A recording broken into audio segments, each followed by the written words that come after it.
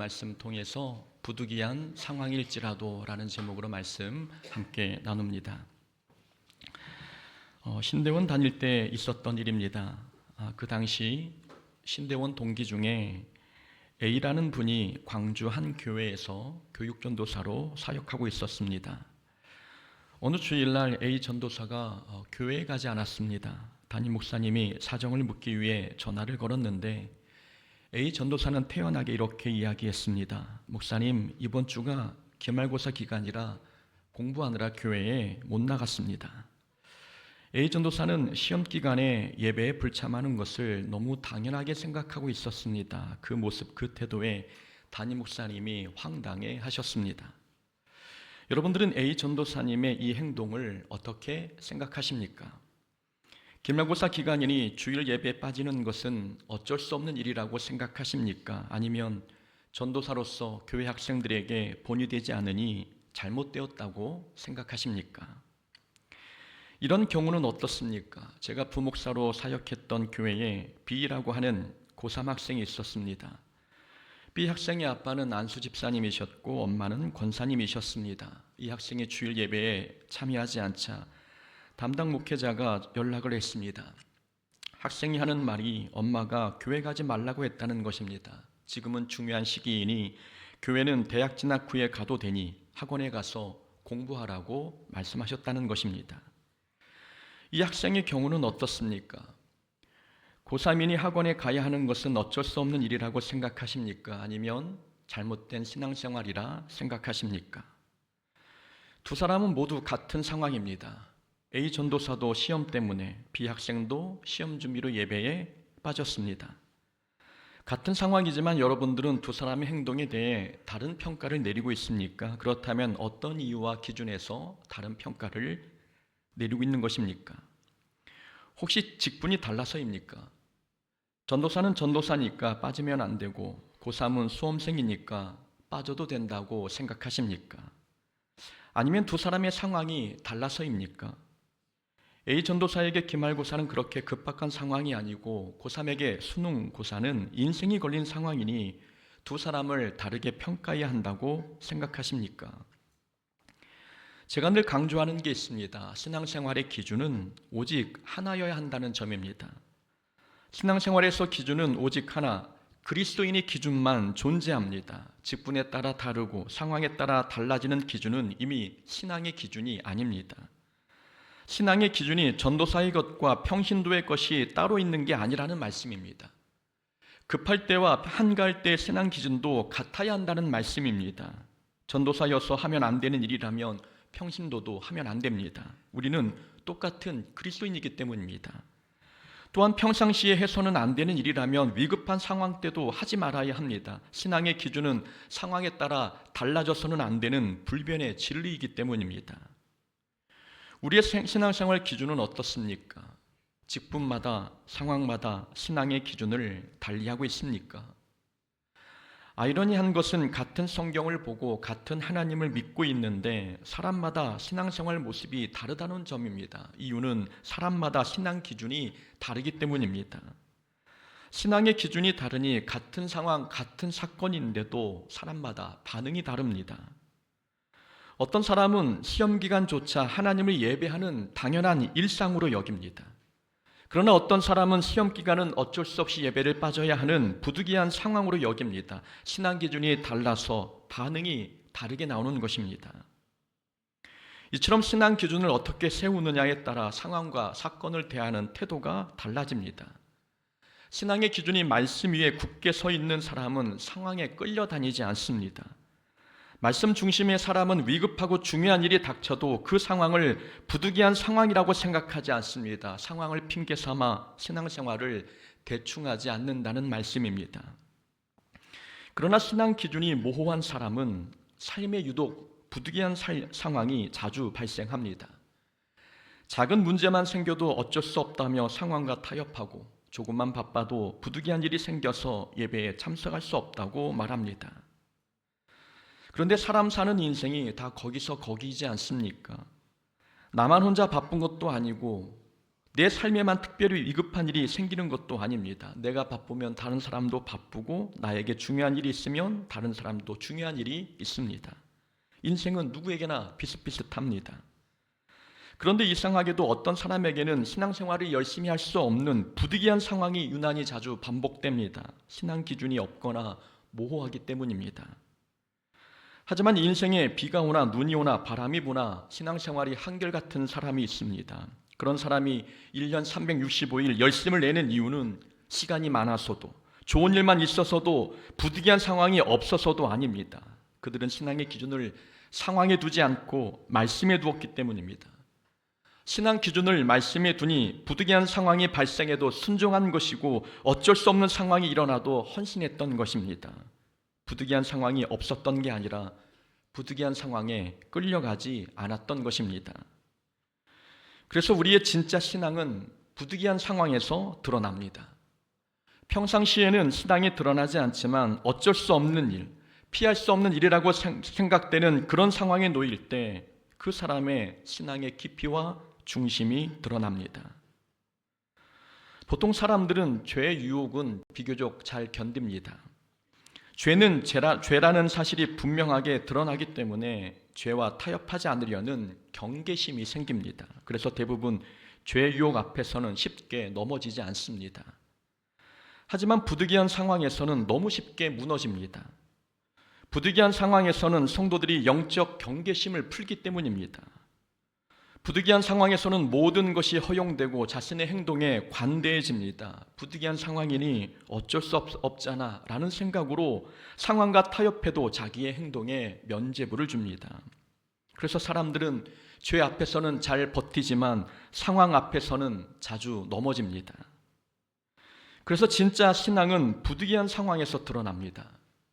신앙의 뿌리가 말씀의 반석 위에 굳게 내려져 있는지 아니면 물에 떠 있는 부유식물처럼 상황에 따라 신앙이 흔들리고 있는지, 부득이한 상황에 놓여 있으면 그 사람의 진짜 신앙이 보입니다. 여기서 우리가 기억해야 할 점이 있습니다. 부득이한 상황 자체는 죄가 아니지만 죄의 함정은 될 수 있다는 사실입니다. 부득이한 상황 자체는 죄가 아닙니다. 하지만 우리가 자주 상황과 타협하고 어쩔 수 없는 상황을 핑계로 신앙을 양보하기 시작하면 그 순간 우리는 죄에 빠지게 됩니다. 오늘 본문 속 사울이 그것을 증명해 줍니다. 오늘 본문에서 사울은 부득이한 상황을 핑계로 제사를 자신이 주관하다가 왕권을 잃고 말았습니다. 오늘 본문의 줄거리를 요약해 보겠습니다.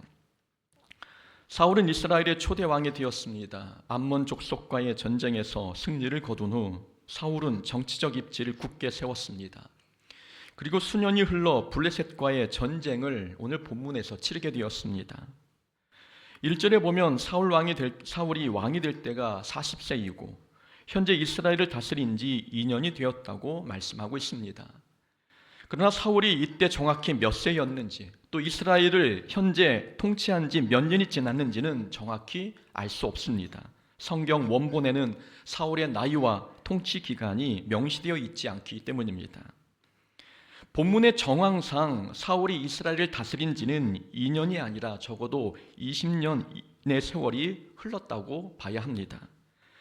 이유는 3절에 보면 사울의 아들 요나단이 전쟁을 치를 정도로 성장해 있기 때문입니다. 사울은 젊은 청년일 때 왕으로 선택받았습니다. 왕으로 선택될 당시만 해도 사울에게는 아들이 없었지요. 아들 요나단이 전쟁을 치를 정도로 성장했다면 사울은 왕이 된 후 최소 20년의 세월이 흘렀다고 봐야 합니다. 그러니까 12장과 오늘 본문 13장 사이에는 수년의 시간적 차이가 존재합니다. 세월이 흘러 사울은 상비군을 조직했습니다. 이전에 암몬과 싸울 때는 백성을 모아서 전쟁을 치렀는데 이제는 군대를 조직해서 국방력을 강화했습니다. 하지만 군대를 조직했다 해도 아직 이스라엘의 군사력은 블레셋의 상대가 되지 못했습니다. 이따만 해도 이스라엘은 블레셋의 속국은 아니었지만 실질적으로는 블레셋의 지배를 받고 있었습니다. 이스라엘 곳곳에는 블레셋의 수비대가 주둔해 있었고 병력의 수나 무기의 수준에서도 블레셋이 이스라엘을 압도하고 있었습니다. 그런데도 사울은 자신의 왕권을 강화하기 위한 목적으로 블레셋을 선제 공격했습니다. 그러자 블레셋이 군대를 이끌고 이스라엘을 쳐들어왔습니다. 사울은 다급해졌습니다. 하나님의 도움이 없으면 패배는 불보듯 뻔했습니다. 전쟁에서 패배한다면 사울의 정치 생명도 끝날 수밖에 없었습니다. 그래서 사울은 하나님께 승리를 기원하는 제사를 드리기로 했습니다. 하지만 제사는 제사장인 사무엘만이 집전할 수 있었습니다. 하지만 8절에 보듯이 사울은 사무엘이 정한 기간대로 7일을 기다렸지만 사무엘은 나타나지 않았습니다. 백성은 두려움에 빠졌고 군사들은 점점 흩어졌습니다. 사울은 초조함과 불안에 휩싸였지요. 결국 사울은 사무엘을 기다리지 못하고 스스로 번제를 드렸습니다. 이는 하나님의 말씀을 거역한 행위이며 제사장의 권한을 침범한 심각한 죄였습니다. 이 일로 사울은 왕권을 잃어버리게 되었습니다.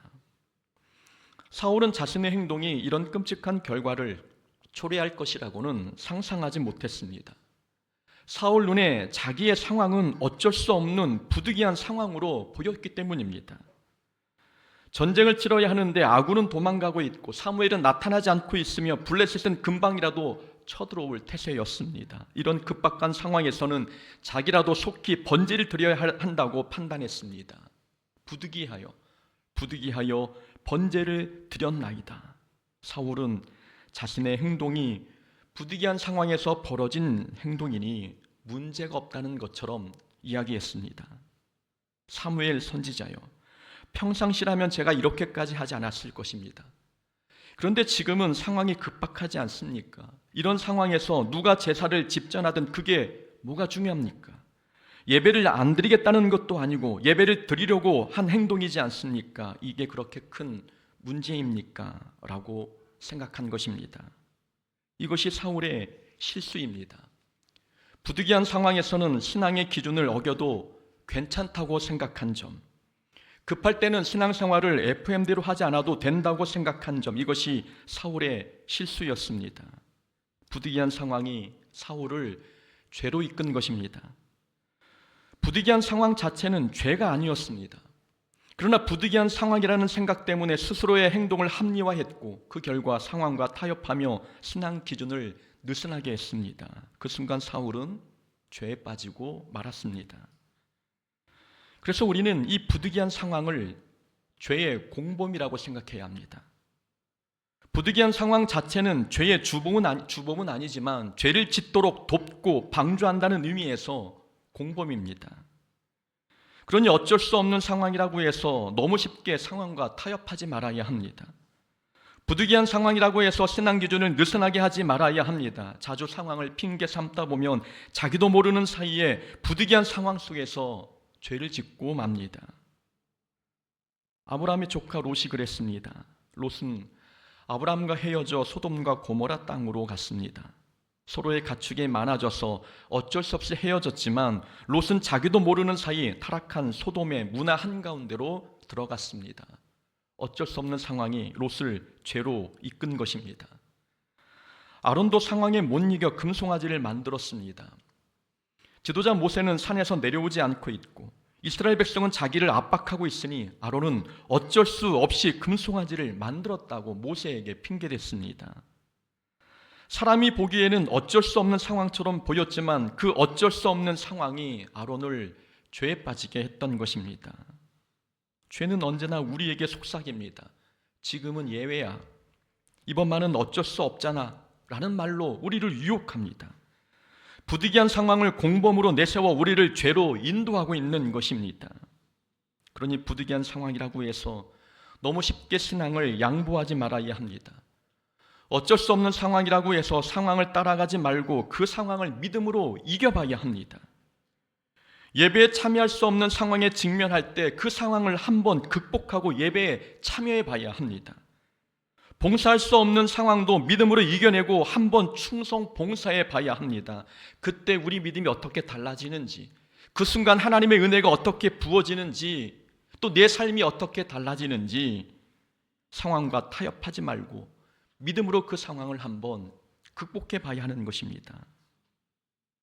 상황에 끌려가지 않고 믿음으로 이겨낼 때 그때 하나님의 도우심을 경험할 수 있고 우리 믿음이 성장할 수 있는 것입니다. 어쩔 수 없는 상황은 죄의 올무이며 죄의 공범입니다. 신앙의 기준을 바로 세워서 부득이한 상황에 속지 않도록 우리는 말씀 반석 위에 우리 믿음의 뿌리를 굳게 내려야 합니다. 그렇다면 부득이한 상황과 타협하지 않으려면 우리는 어떻게 해야 할까요? 어떤 모습으로 신앙생활을 해야 부득이한 상황과 쉽게 타협하지 않을 수 있을까요? 두 가지만 살펴보겠습니다. 첫 번째로 우리는 신앙생활의 목적을 예배의 참여가 아니라 순종으로 삼아야 합니다. 예배의 참석이 신앙생활의 전부가 아닙니다. 신앙생활의 핵심은 예배 참여가 아니라 순종입니다. 사울이 제사를 주관했지만 사무엘에게 책망을 들었습니다. 예배를 드리지 않은 것도 아니고 전쟁이라는 위급한 상황 속에서 하나님께 예배했습니다. 전쟁통에 예배를 드린 것 누가 봐도 잘한 일처럼 보이지 않습니까? 그런데 사울은 하나님께 책망을 받았습니다. 이유는 사울의 문제는 예배가 문제가 아니라 순종이 문제였기 때문입니다. 사울은 7일을 기다리라는 말씀에 끝까지 순종하지 못했습니다. 게다가 제사는 제사장만이 주관할 수 있는데 사울은 그 율법을 어기고 자기가 직접 주관했습니다. 사울은 제사는 드렸지만 순종을 놓쳤고 그래서 하나님은 제사의 부재가 아니라 순종의 부재를 책망하셨습니다. 신앙생활의 목적은 예배 참여가 아니라 순종임을 우리에게 가르쳐주고 있는 장면입니다. 우리가 주일 성수를 100% 지킨다 해도 하나님은 출석률로 우리의 신앙을 평가하지 않으십니다. 말씀에 얼마나 순종했는지 순종을 기준 삼아 우리의 믿음을 평가하십니다. 어떤 사람은 자기의 신앙생활을 점검할 때 예배에 참여했는가 안 했는가로 점검합니다. 그러나 신앙생활을 점검하려면 말씀에 순종했는가 안 했는가를 기준 삼아야 합니다. 사무엘상 15장에서도 순종이 제사보다 낫고 듣는 것이 순양의 기름보다 낫다고 말씀하고 있습니다. 100번의 제사보다 한 번의 순종이 귀하고 1000개의 예물보다 한 번의 순종이 더 값지다는 말씀입니다. 신앙생활의 목적은 예배 참여가 아니라 순종임을 가르쳐주고 있는 것입니다. 사울이 전쟁에서 하나님의 도우심을 원했다면 형식적인 제사보다 끝까지 기다리는 순종의 모습을 보여야 했습니다. 순종을 보여줬다면 번제를 드리지 않았어도 하나님께서 전쟁을 승리로 이끌어 주셨을 것입니다. 11장에서 사울이 암몬과 싸울 때 사울은 번제나 화목제를 드리지 않고도 순종했습니다. 일상에서 평소에 하나님께 순종하며 살고 있었기 때문입니다. 그러나 오늘 본문 블레셋과의 전쟁에서는 달랐습니다. 블레셋과의 전쟁에서 사울은 순종보다 형식적인 제사를 더 중시 여겼고 그러다 보니 사무엘이 더디오자 순종을 버리고 자신이 직접 제사를 주관했습니다. 제사만 드리면 하나님께서 자기를 도와줄 줄로 착각한 것입니다. 엘리 제사장이 사사로 있을 때도 비슷한 일이 있었습니다. 그때도 블레셋과의 전쟁에서 패배하자 사람들이 법궤를 전쟁터에 가지고 왔습니다. 그러면 승리할 줄 알았던 것입니다. 법궤만 있으면 승리할 줄 알았는데 전쟁에서 패배했을 뿐만 아니라 법궤도 빼앗겼고 엘리와 그의 두 아들도 죽음을 맞이했습니다. 법궤만 붙들면 좋은 결과를 얻을 줄 알았는데 기대와는 달리 그 결과가 비참했습니다. 말씀에 대한 순종 없이 종교적 형식만 붙들었기 때문입니다. 신앙생활에서 중요한 것은 종교적 형식이 아니라 순종입니다. 예배의 목적은 참석이 아니라 순종이고 우리가 성경을 통독하는 목적도 완독이 아니라 순종입니다. 헌금을 내는 목적도 내는 것에 있지 않고 하나님을 삶의 주인으로 인정하는 데 있습니다. 기도의 목적도 기도 행위 자체에 있지 않고 하나님 뜻에 순종하는 데 있습니다. 이렇게 신앙생활의 모든 중심은 순종입니다. 우리는 종교적 형식을 지켰다고 거기에 만족하며 안주하지 말아야 합니다. 예배에 참여했다고, 헌금을 드렸다고, 기도했다고 거기에 만족하지 않아야 합니다. 순종이 빠진 종교 행위는 하나님을 기쁘시게 할 수 없고 어떤 좋은 결과도 기대할 수 없기 때문입니다. 동생을 죽인 가인도 예배는 드렸고 빌라도도 말씀을 듣는 자리에 참여했습니다. 예배에 참여한 것이 신앙생활의 전부가 아니라는 말씀입니다. 신앙생활의 목적이 순종이 되지 않고 예배 참여가 되면 우리는 부득이한 상황이 발생할 때 쉽게 예배를 포기하게 됩니다. 부득이한 상황에 예배에 빠져도 적어도 그래도 한 달에 2번은 참여했잖아. 횟수로 보면 그 정도는 괜찮다고 생각하고 있는 것입니다. 형식을 중요하게 여기는 사람은 횟수가 신앙생활의 전부인 것처럼 생각합니다. 그래서 주일 성수 몇 번 했고 성경 몇 번 읽었으며 몇 번 봉사에 참여했는지 여기에 집중합니다. 그러나 순종을 신앙의 목적으로 삼는 사람은 다릅니다. 한 달에 2번 예배 참석한 것, 3번 참석한 것, 거기에 만족하지 않습니다. 순종의 기준에서 볼 때 50%의 예배 참석은 순종이 아니라고 생각하기 때문입니다. 그러니 부득이한 상황과 맞서 이기려면 우리의 신앙생활의 목적을 순종에 둬야 합니다. 예배 참여가 목적이 아니라 말씀에 대한 순종의 신앙생활의 목적을 둘 때 우리는 부득이한 상황에 부딪혀도 항상 예배를 선택하고 하나님을 선택하게 되는 것입니다. 두 번째로 부득이한 상황과 타협하지 않으려면 상황이 불리할 때만 하나님을 찾지 말고 평상시에도 하나님과 교제해야 합니다. 매우 기본적이고 또 늘 들어왔던 그런 교훈이지 않습니까? 사울은 불리할 때만 하나님을 찾았습니다. 3절과 4절을 보면 사울이 먼저 블레셋을 공격했습니다. 이때는 사울이 어떤 제사도 예배도 드리지 않았습니다. 그러나 블레셋 사람들이 병거 3만과 마병 6천을 이끌고 공격해오자 사울은 다급해졌습니다. 그러자 그때 부랴부랴 제사를 드릴 준비를 하게 된 것입니다. 사울은 상황에 따라 신앙생활이 달랐습니다. 상황이 괜찮을 때에는, 상황이 좋을 때는 자기 마음대로 하다가 위급할 때만 하나님을 찾은 것입니다.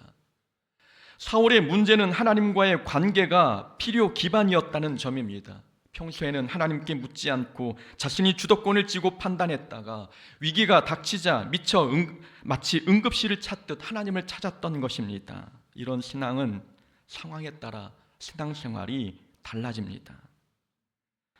상황과 타협하지 않으려면 불리할 때만 하나님을 찾지 말고 평소에도 하나님과 교제해야 합니다. 급한 문제가 생길 때만 기도하지 말고 평상시에도 기도하며 하나님과 친밀한 관계를 맺어야 합니다. 만약 어떤 사람이 필요할 때만 우리를 찾아온다면 우리는 기분이 어떻겠습니까?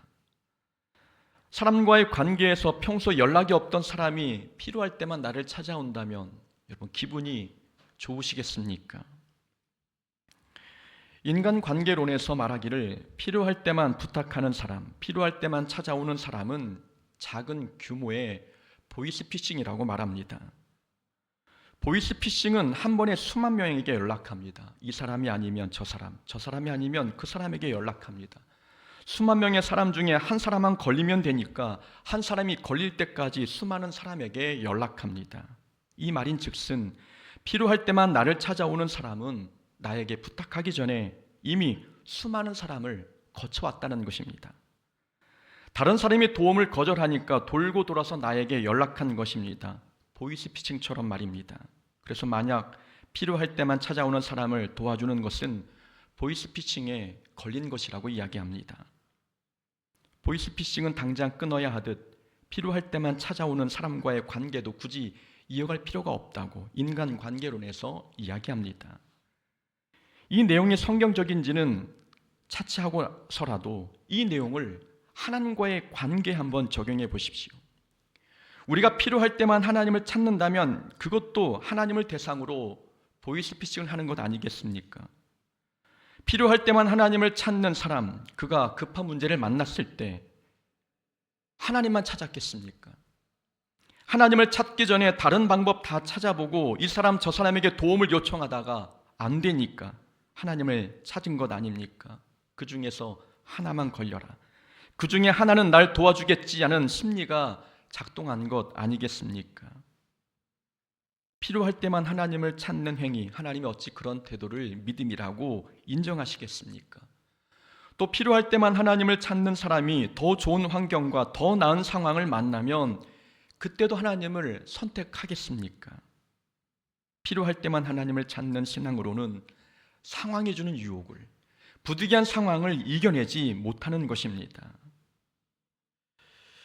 인간 관계론을 다시 살펴보면 필요할 때만 찾아오는 사람에게는 이런 특징들이 있다고 이야기합니다. 필요할 때만 찾아오는 사람은 평소에는 관심이 없다가 자기에게 문제가 생기면 기대려고 한다. 그들의 말은 달콤하고 진심 같아 보이지만 사실은 그 순간을 모면하기 위한 계산된 태도일 가능성이 크다. 그리고 당신이 도움을 준 이후에는 다시 아무 일 없었다는 듯이 연락을 끊는다. 정작 당신이 힘든 순간에는 그들은 아무것도 도와주지 않는다. 이런 특징이 필요할 때만 찾아오는 사람들의 특징이라는 것입니다. 이 내용을 하나님과의 관계에 다시 적용해 보겠습니다. 필요할 때만 하나님을 찾는 사람은 평소에는 하나님께 관심이 없다가도 자기에게 문제가 생기면 하나님께 기대려고 한다. 그들의 기도는 달콤하고 진심 같아 보이지만 사실은 그 순간을 모면하기 위한 계산된 태도일 가능성이 크다. 하나님께서 도움을 준 이후에는 다시 아무 일 없듯이 하나님과 연락을 끊는다. 그리고 하나님께서 필요로 하실 때에는 순종하지 않는다. 정확하게 맞아떨어지지 않습니까? 우리의 삶에 혹시 이런 특징이 나타나고 있지는 않습니까? 우리가 발등에 불이 떨어질 때만 하나님께 나와 예배한다면 그건 예배가 아니라 요식 행위입니다. 예배를 드리면 하나님께 해결해 주시겠지. 이건 요행 심리가 작동하고 있는 것입니다. 상황이 불리할 때만 하나님을 찾는 사람은 언제나 상황을 중심으로 신앙생활합니다. 상황이 좋으면 신앙생활이 열심을 내고 상황이 나빠지면 신앙생활도 나빠집니다. 이런 사람이 부득이한 상황에 놓였을 때 신앙적인 선택을 할 수 있겠습니까? 상황에 끌려갈 수밖에 없는 것입니다. 우리가 부득이한 상황에 직면할 때 신앙이 흔들리지 않으려면 평소에도 하나님과 교제해야 합니다. 필요할 때만 주님 앞에 나오지 말고 기쁠 때도 주님을 찾아야 하고 좋은 일이 있을 때도 하나님과 교제해야 합니다. 평소에도 하나님과 교제하고 그래서 하나님을 더 깊게 사랑하게 되면 부득이한 상황이 찾아와도 하나님을 떠나지 않습니다. 사랑에 빠진 사람이 사랑하는 사람에게 모든 것을 맞추듯 하나님과 평소에 교제하여 사랑에 빠진 사람은 아무리 바쁜 상황에서도 하나님께 집중합니다. 그러니 부득이한 상황에 우리 신앙이 흔들리지 않으려면 필요할 때 하나님을 찾는 신앙에서 하나님과 늘 함께하는 신앙으로 발전해야 합니다. 예배가 위기 탈출의 방편이 아니라 하나님과의 교제 시간이 되어야 하고 기도도 응급처치 용도로만 활용하지 말고 하나님과 사랑을 나누는 대화로 삼아야 합니다. 우리 삶에 부득이한 상황이 많습니다.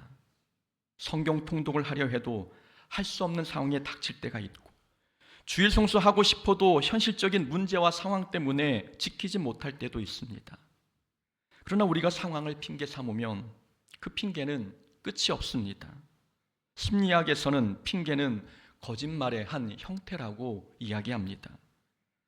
우리가 날마다 상황을 핑계 삼아 하나님 앞에 순종을 뒤로 미루고 있다면 하나님을 향해 거짓말하고 있는 것입니다. 그러니 부득이한 상황에 직면할 때 우리는 상황과 타협하지 말고 더욱 말씀에 순종해야 합니다.